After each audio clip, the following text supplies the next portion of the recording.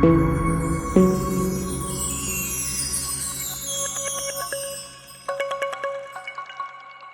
guys, this is me, Brandon Green, owner of Gold Element Autoworks. So I wanted to just have a little discussion here about Mercedes ownership, in particular the SL, but it applies really to all Mercedes. I'm having this discussion with you all as I recently completed a 2009 SL 550 conversion from the ABC suspension to the adjustable coilovers, the Silver's Neomax, the one right here. I have to get it prepared to get shit back out, back to Las Vegas. The client is eagerly anticipating the receiving of his vehicle. It's been here in Cincinnati for about almost 2 weeks now. Mercedes ownership really can be defined in one way: unique. You see, the difference of owning a Mercedes from other vehicles is that there is a certain expectation when it comes to Mercedes. There's a certain love and passion that comes along with Mercedes.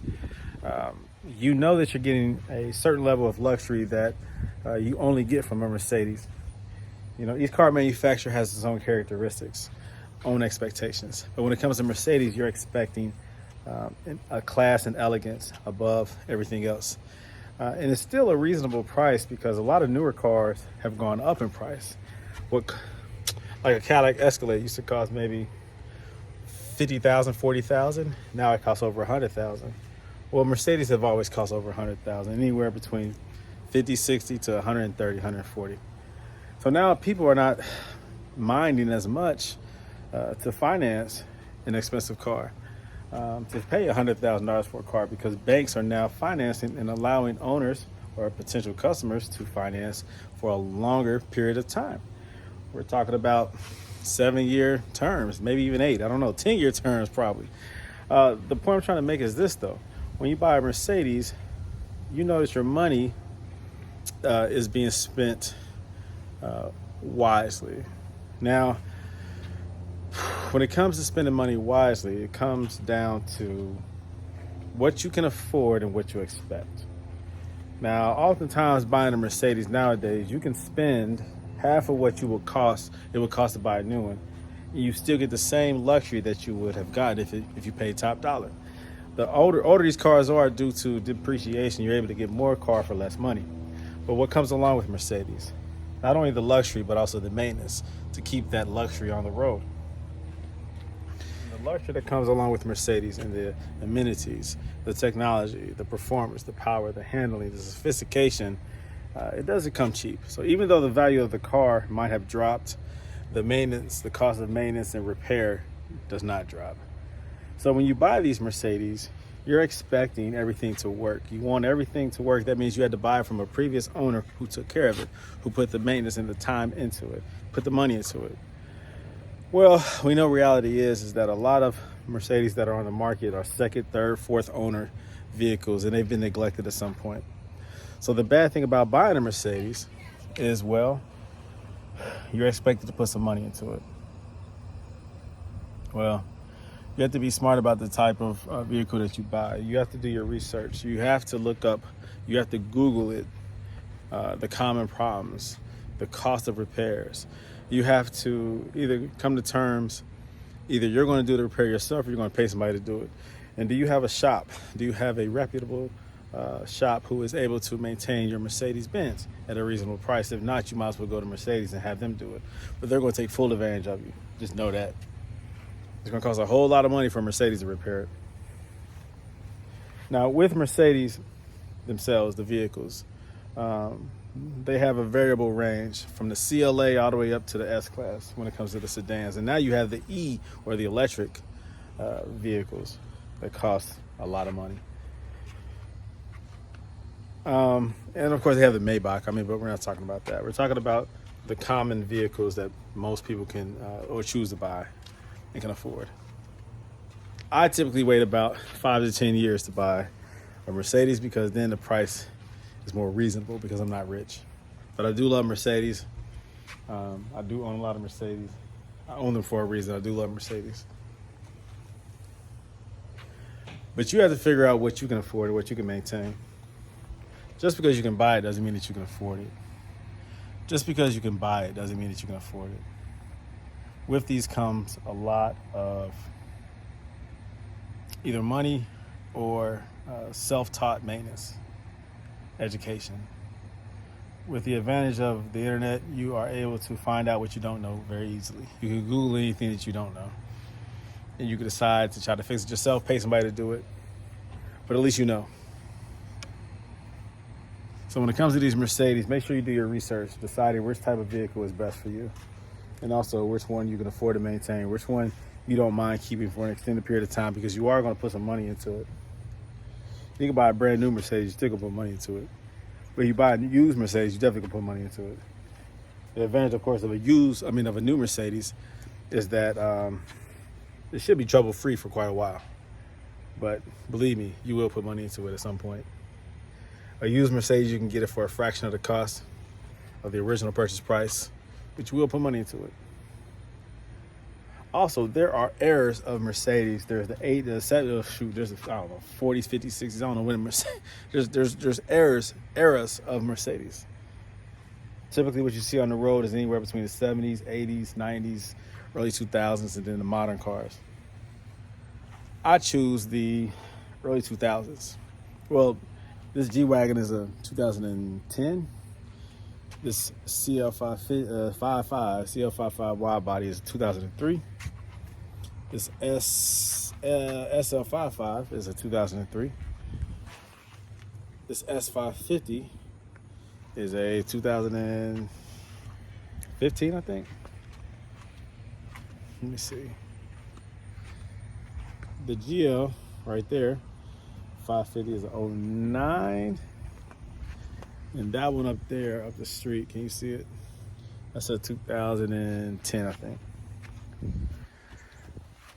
There are clear advantages to the 2000. The motors are more reliable. The transmissions, the 5 speeds are very reliable. The same thing goes wrong with those, the conductor plate, but they're very reliable. Old technology when it comes to the fiber optics, the audio system, you know, there's some old technology, but it was new technology. When it was new, it was above, better than anything that was out for quite a long period of time. Other car manufacturers took probably about 5-10 years to catch up to Mercedes technology.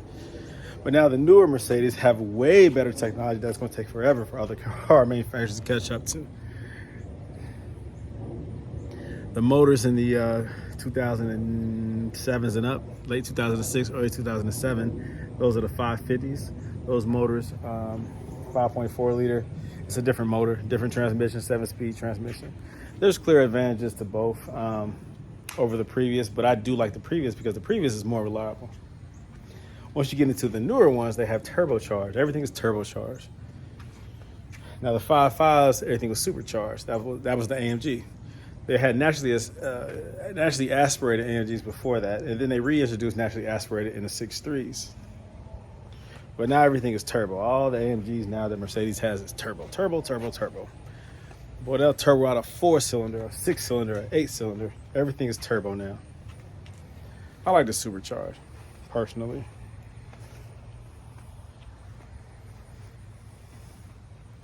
But yeah, it's a lot of things you need to consider if you're going to buy a Mercedes, though. Do your research. Mercedes are an incredible automobile. I love them.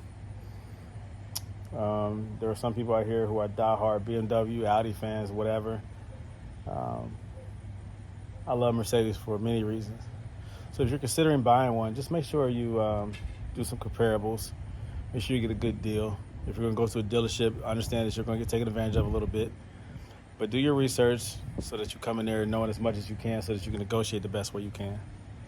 I personally like to buy from private owners because then you get the truth. You find out exactly what the vehicle had done to it, what issues it's had, why they're selling it. You're able to negotiate a little bit better. So I like private owner personally. What are the advantages of the CL55? Why do I have a CL55, a big oversized coupe? Because it's beautiful. I love coupes, first of all. Before this body style was the older square body S-Class coupe. That was a classic. It came in V12. That was a dope car. Before that, you had the SEC. I love the big body coupes based off of the S-Class. So what's the advantage of the SL? Well, it's a roadster. It's a two-door. It's a convertible, hardtop convertible. It has the curves that reminds me of the old SLs, the classic SLs. I think what, like in the 50s. Beautiful, beautiful curves. They did a good job with the R230. Why do I have a G-Wagon? Because it's a G-Wagon, duh. And there's an AMG, a G55, a supercharged. Why not? I like the old square body styles. It's not for everybody, but I love it. I love the old styles of the G-Wagon. Come on, guys. What's not to like about a G-Wagon? This thing is awesome. Love a G-Wagon. I always have. Always have. And then what about the S-Class? Why do I have an S-Class? Well, first of all, because my wife wanted it, so I bought it for her. But the S-Class, there's nothing else like it when it comes to a big body sedan. The S-Class has always been a staple of Mercedes. It's always screamed elegance and sophistication, the next level. Look at this bad boy. Come on, man. S-Class is gorgeous. Yeah. Beautiful, beautiful, beautiful, beautiful. All right. Why do I drive a GL550? Well, the GL550 is a perfect SUV when it comes to just everyday usage. It has enough space. It has 7 rows if you have a bunch of kids. I have several children. You have the space, the 3rd row folds down, the 2nd row folds down. You can still use it to tow a bunch of stuff around if you wanted to. It has great towing capacity. It's a very universal, dynamic vehicle. It serves a good purpose. All right, so there you go. The GL550 is a great SUV. We have a silver one also, just because my wife, that was her car before she got the S-Class. There was no reason to sell it. I mean, we use that thing too. So the GL550 is a nice family SUV. You can use it for whatever. It's a good everyday driver. And so I probably drive that one more than I drive anything else. Everything else kind of has a specific purpose. So that's just kind of how I do. But if you know me, you know I love Mercedes, and I'm a big fan of it, and I like to educate and teach people how to maintain it, how to fix it. You can go back to many of my videos. You can see that I do my own work, and I try to record a lot of the processes so that you can learn from them, so that you can maintain and fix your own vehicle, or you know what's going on with it when you pay somebody else to do it. You know when you're being misled or lied to, and you can make sure that you're checking the mechanic, making sure that you're getting the proper work done that it needs. So continue to like, share, subscribe, watch my videos, continue to support me. I'll continue to put more videos out, more content on these beautiful vehicles that I own and other ones that I'm picking up. I'm still doing the coilover swaps. People are still shipping the cars out to me here to Cincinnati, Ohio, from all over the place. And I'm still doing these coilover conversions. And I'm a big advocate of that as well. I'll continue to show you how to do that. Go back, look at my videos. I have tons of videos on the process. And then also the advantages of coilovers on Mercedes who have problematic suspensions. So that is a nice option. So I appreciate you guys. I'll continue to put out more content. Like, share, subscribe. Talk to you guys later. Bye-bye.